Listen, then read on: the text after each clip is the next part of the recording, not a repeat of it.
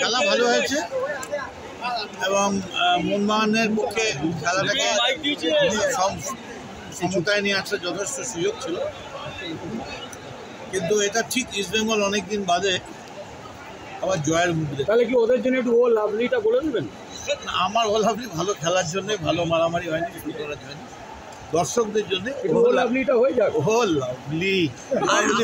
আরও একটা বিষয় রয়েছে মানে এই যে মোহনবাগান জিতেই আসছিল ডার্বিতে, তবে এই যে একটা ব্রেক থ্রু পেলো ইস্টবেঙ্গল, মোহনবাগানের কি প্রবলেমটা হলো যে কারণে ডার্বিতে এত ছন্দপতন? কোনো কারণেই হোক মানে মোহনবাগান সুযোগ পেয়েছিল, তবে এই ব্রেক থ্রুটা ইস্টবেঙ্গলের পক্ষে কিন্তু বিরাটভাবে সাহায্য করে।